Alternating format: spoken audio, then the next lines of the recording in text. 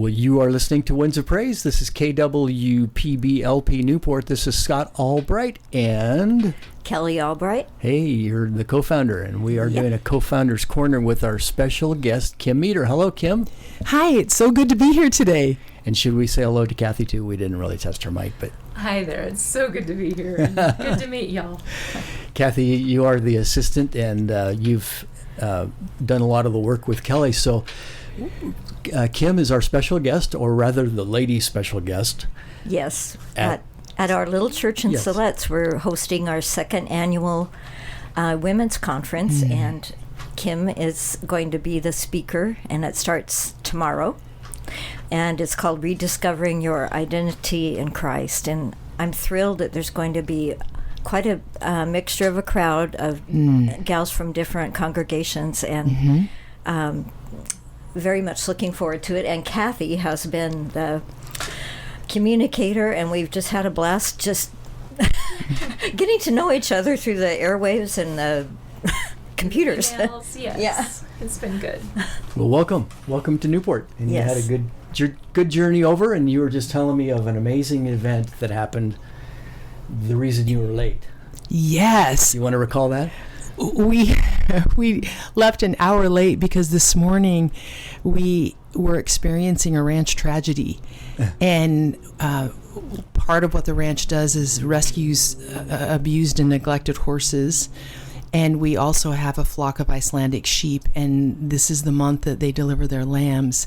And the cornerstone of our flock started labor yesterday, and we were with her last night until almost midnight.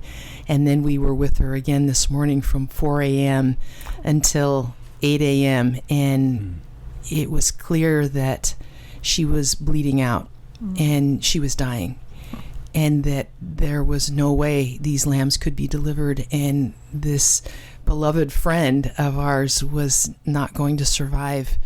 And we made some very quick phone calls, and a very, very kind vet canceled his whole schedule, and for inexplicable reasons other than he's listening to a God he might or might not know. And he came and palpated this ewe and said, oh, well, here's the problem. And as I'm putting my fingers inside, I'm not feeling feet and a nose. Lambs come out in a diving position. I'm feeling hocks and a rump. Oh. This lamb is totally backward and cannot be born this way. Oh, baby. And we're out of time. And he was able to manipulate the lamb to haul it out backward. And he said, I'm not going to lie to you. This lamb is going to be born dead. And I just thought, Jesus, not on your watch. Nope. We trust in you, and there's nothing that you cannot do. And these lambs belong to you, and we just lay them down at your feet. And he pulled out this tiny, beautiful, perfect lamb that was completely lifeless and not breathing. And we laid our hands on it in front of a man who might or might not know Jesus, and just prayed the name of Jesus over this precious life.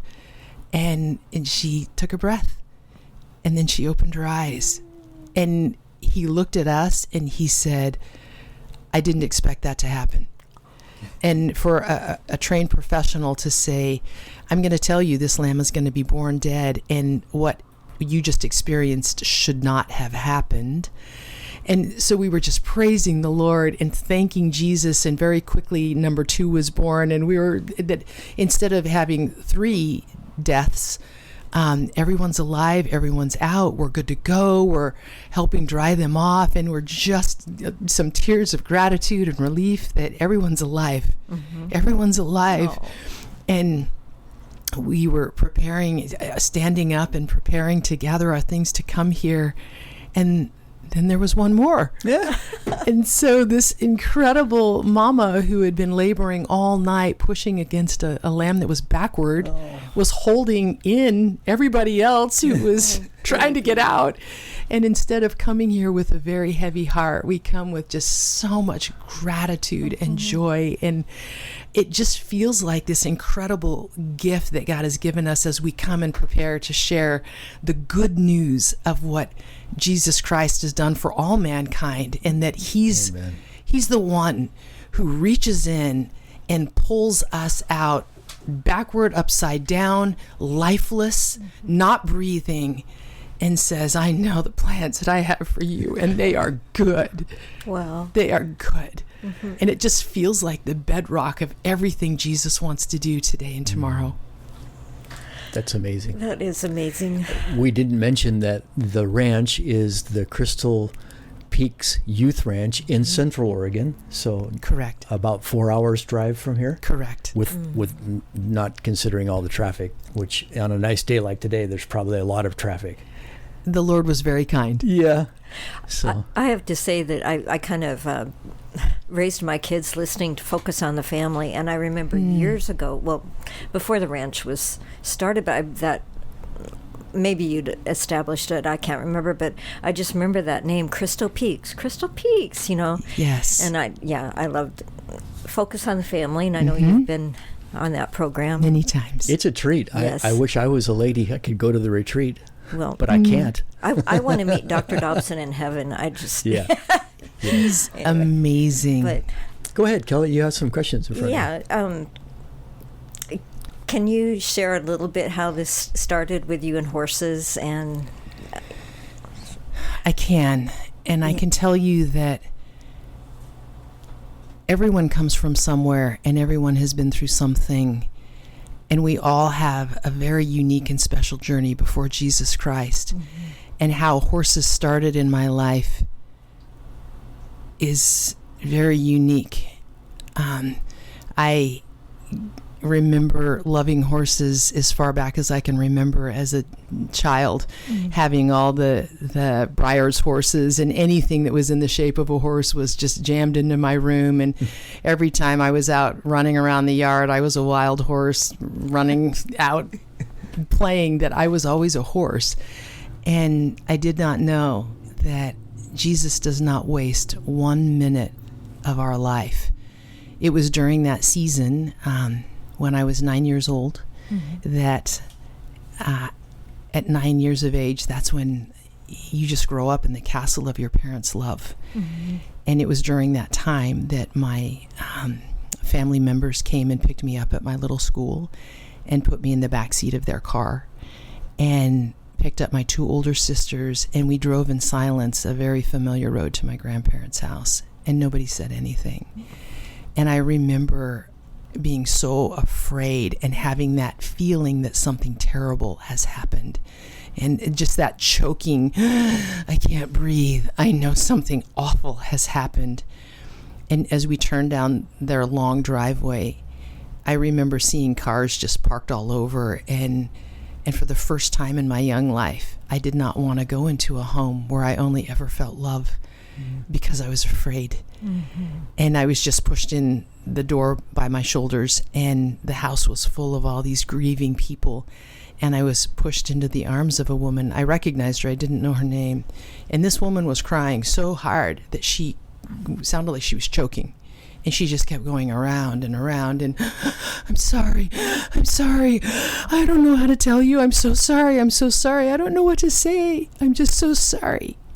Your dad has just murdered your mother and taken his own life. And I'm so sorry. And I remember looking at her and thinking, wait a minute. My dad loves my mom, and he loves me, and he would never do that. You're a liar. And I just shouted in her face, and I broke out of her arms and ran out the back door in this child's effort to just outrun the unthinkable, and just ran and ran and ran. And it felt like miles. It was actually a very short distance. And I remember falling down in the dirt and inhaling dirt and screaming and crying and choking and gagging on dirt and retching. And I could hear what I thought were animal sounds. I didn't even recognize the sound of my own voice. And I could hear myself saying, Jesus, help me. Jesus, help me. I need you now. And I didn't even know who Jesus was. I was not raised in the church. I remember going to church twice in my life. All I knew about Jesus is, I think he's the guy on the cross. I did not know the authority of God's word in Romans chapter 1, where every heart has the ability to know the one true God. I did not know the authority of Romans 10:13 that declares everyone who calls on the name of the Lord will be saved. All I knew was in that moment, Jesus came. He came. He is not a religion. He's not a book of rules. He's God and man, and he came and knelt in the dirt beside this breaking child and took the hand that was reaching out to him. And he has never let go. Not then, not now, not ever. And in that moment, there was this pop inside my heart of a little spark of hope. And knowing, there was two things: a knowing you will get through this, everything's going to be all right, and an intuitive sense you are not alone. You are not alone. And on that day, my grandparents, who had just lost their daughter and are experiencing their own grief, said, "You girls need to know each other, and you need a home and a family, and you're going to live with us now." And we all moved in with my grandparents, and my tiny little grandma, just 5 feet of concrete, pure love, wisest woman. And the older I get, the smarter she gets. Funny how that works. And she had the wisdom to buy a wild horse for this wild child. Oh. And between the love of Jesus Christ and the friendship of a horse, this life was redeemed. And I did not know then that Jesus always had a plan. Our pain has a purpose. And God's word proves that in 2 Corinthians 1, 3, and 4, which says, God says, the paraphrase, that don't you know I'm going to comfort you in your time of need. So when others go through something similar, you can give them the hope that I'm giving you. That it's our pain is designed to help heal others only when we give it to Jesus. And then it becomes a weapon of holy warfare. What? People can know who Jesus is because my heart was destroyed and then remade by his love? Let's do that. And there's nothing broken within the human heart that the love of Jesus Christ cannot heal and redeem, except one thing. One. And that's the pain that we refuse to let go of and give to him. And that's pain that destroys, and that's not on Jesus. That's on me. That's on me. When I choose to raise my heart before him and say, Lord, help. I give this to you, and I am choosing to let it go. He's the one who removes it and washes this heart and heals it back together and fills it with his love, joy, peace, patience, kindness, goodness, faithfulness, gentleness, self-control, just pouring back out everything that heals the world around me. Only Jesus can do that. He calls us to walk through our valley of the shadow of darkness. He doesn't say to camp out and live there, ever. And that there's always a purpose.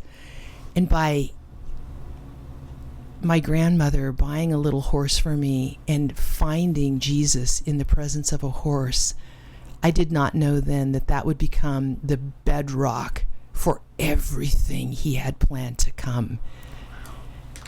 And that's how Crystal Peaks Youth Ranch, that was the first formation and inkling of what he had planned to come. Oh, it's a nice place, and we've been there. We are good friends with people who still are on your board. The Hollies, and our staff, both. Yeah. Yes. And I remember once we went there, and it's like, "Why are you having a party for us, Greg?" He says, "Oh, this is my turn to have the party for the ranch," and that's where we met you and Troy for the first time. But that's awesome, and. Yes. quite a story. You know, you've written a number of books also. How many Yes, books sir. have you written? 6. 6 books. Wow. That's great. I have to say, I'm jealous of your writing. You're just Oh dear. Each almost too story good. I is know. amazing. It's just, yeah. Jesus is amazing, and I'm learning. I love that he spoke mostly in parables. Here's something that you can see to illustrate something that I'm trying to teach you, and that just makes sense to me, and it's how I learn, and it's how I learn today. And to be a part of this world and see the power and authority of his word in this realm being lived out just makes his word come alive. Yeah. You write like an. Well, you write like you're an artist. I mean, just your descriptions of things. It's just like, That's super kind. Oh boy. I mean, it is. It's wonderful. But as you know, you will be speaking in Siletz, which is the home of the Confederated Tribes of the Siletz Indians. I love that, and that's why I'm here. Yes, and I just. Your assistant Cathy mentioned that you have a heart for reservations, and I was wondering if you could kind of explain that. I do. I've traveled and spoken all around the world in different places, but when I was very young, the Lord just gave me such a passion for Native hearts, so much so that my first call to serve Jesus was to serve Native people.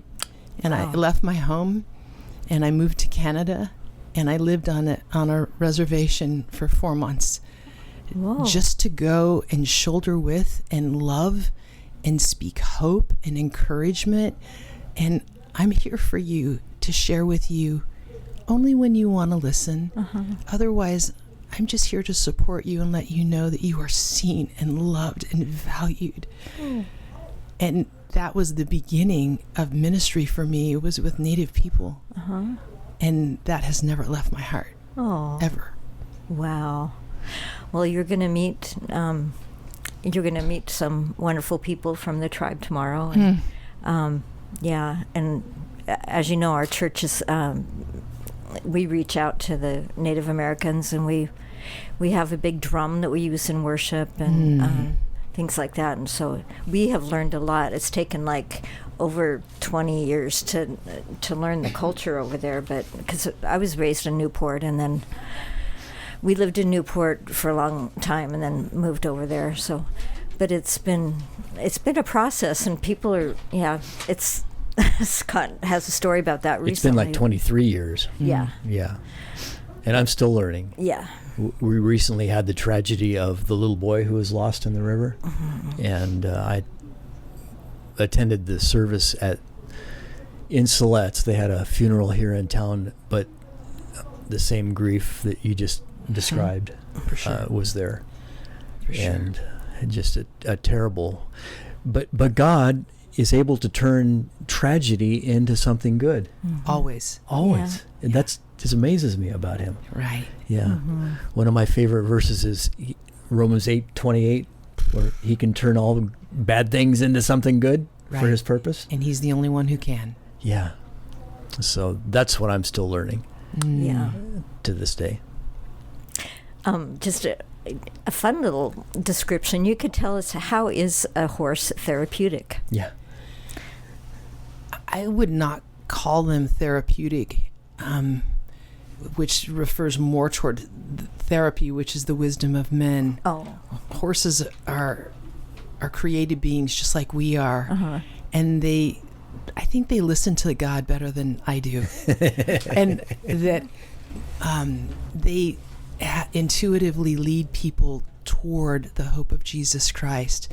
And to answer your question directly, that horse therapy and horse ministry, in my mind, are two vastly different things, and one leads toward Jesus and one leads potentially away.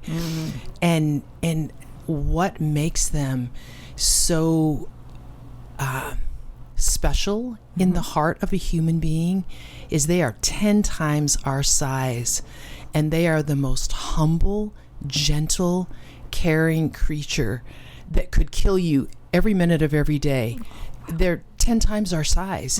And instead of harming, they choose to carry and to yield all that power and all that glory and all that raw strength. And they choose to submit and humble their own creation, who they are, to serve the sons and daughters of God, and to love them. And they reflect what humility and meekness genuinely are. And they help us, they just reflect the love of God in that, yeah, I'm really big, but I carry you, especially when you're broken. And they do that better than any animal on the planet. Horses. Wow. So you have taken broken, discarded horses and helped them heal, and then you bring in broken, discarded children. Correct. And help them heal. Correct. That's amazing. Currently, the ranch has rescued more than 350 horses, and we always keep about 30 residents. And everything that we do on the ranch, we do for free, because God is not poor. And what Jesus Christ did on the cross, he paid for everything. And our job is to just trust him. And so everything that the ranch does is free of charge. And because it's free, everyone, and especially those who need it the most, can afford to come. And so we serve about 5,500 visitors a year. Wow. It's very full, because there's so much need. But our greatest joy is to have these children and their families come to the ranch, and we position them, one child, one horse, one leader, so no child is ever lost in a crowd. They have the full attention of a leader the whole time during their sessions, and for these kids to be seen and loved and heard and valued, and then placed with these horses that have been through, unfathomable things, hit by a semi-truck and trailer, swam through Hurricane Katrina, one of the only survivors that was found in the area that he was found. Starvation so severe that vets determine their heart is murmuring and failing right now. Oh, this horse might not live through this day. They are dying right now. A horse that was shot on the head twice and left for dead, and walked for 3 weeks until he walked out of his personal wilderness, mauled by a bear, scars that you cannot imagine, and yet he lived, and he's the most glorious horse I've ever seen, and yet he's got scars. And to pair children and their families with animals who are bearing on their body the marks of survival, don't you ever quit. And in their wordless horse way, they just communicate that if I can do it, so can you. Come with me and let's do this together. Oh, baby. Is that particular horse, is he white? Which one? The one from Hurricane Katrina, because I think we met him. We saw him. And I remember the story was Katrina, that he came out of that. He actually is black and white. Oh. So Okay. close. Yes. You told a story recently, and I don't know when it was or where. Perhaps you don't even remember it, but you told a story of the ranch being full and quite busy, and you saw a young boy. Do you remember the story? I do. Do you want to tell that? This happened many years ago, which, by the way, this is the ranch's 30th year. That's amazing. Wow. Started out service. with 9 acres, right? Started out with 9 acres And now of it's rock 99? pit. Yeah. And we'll talk more about that tomorrow, but we were very full. All the horses were in service, and a social worker came with a little boy. Yeah. And all the horses were already out, and she came unannounced with this little boy who would not have any eye contact at all, really, really inside himself. And my heart just broke for this child. And I told her, you know what? All the horses are out right now, but I just know you're supposed to be here. And I think I have somebody that I want you to meet. And I met this little boy, and his name was Adam. And I told him, that all the horses are out, but I think there's somebody I'd like you to meet. And he was really somber and just looking at me in that sense that the answer's no again. And I told him that there's a golden pony that lives in the back of the ranch, and I think he would really like to meet you. Oh. Would you like to meet him?"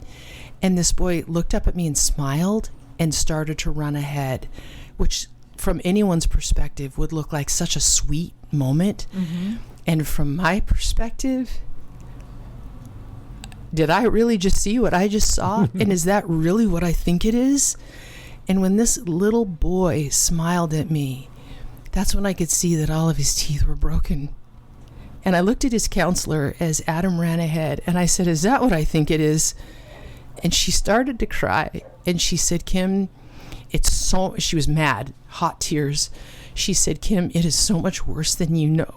Oh, baby. And that his dad gets drunk, and he tells his son to run around in the yard, and he shoots at him with a rifle.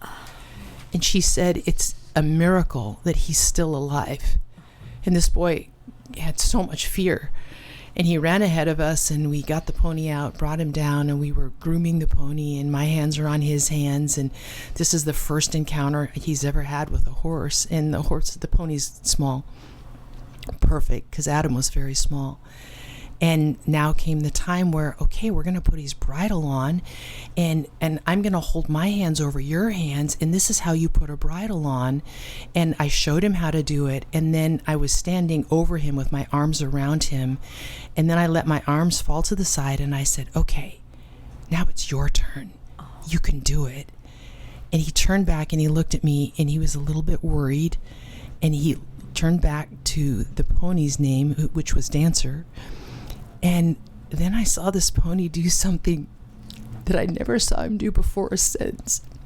And he swung his head back around this little boy, and the little boy's arms were down, and he made his nose go around to his own shoulder, and he encircled this little boy so tightly that he couldn't move his arms. And all Adam could do was rotate his head back and look up at me, and he was afraid. And I just blurted out the only thing I could think of, and I said, "Oh, honey, it's okay. He's giving you a hug." Oh, sweetheart. And I don't know what he was doing. I've never seen him do this before. And you could see Adam blink a few times, like, what? And I watched him wriggle his little elbow up, and he got one little arm up and out, and he put it over this pony's mane and neck. And then he started whispering in his ear, and I could hear him saying, "He likes me. He likes me. He likes me." And every time he said it, it would get louder and louder. And he's like, "He likes me. He likes me." And he turned around, and he looked up at my face, and he said out loud, "He really, really likes me." And that smile that was so jagged and so grief striking was now maybe one of the most beautiful smiles I've ever seen in my entire life. And that's one of the foundations of what the ranch is and does to this day. Yes, that is amazing. Now you know why I want to go to the conference, but I can't. I might be part of the security team. Yeah. Yes, please. We'll feed you, though, honey. All right. All right, so our guest has been Kim Meeder. If you have just tuned in to listen, this is the Co-Founders Corner. This is Scott Albright and Kelli Albright, and Kim Meeder will be the special guest at the ladies' conference. Maybe you should say all the details. Yeah, it's not a retreat. It's a conference, a day conference. It starts at noon with a catered lunch, worship, and then we have the honor of having Kim speak. Mm-hmm. And it's going to be wonderful. It's at Sacred Ground Church in Siletz. The registrations have basically closed because we had to put our numbers in for the catering.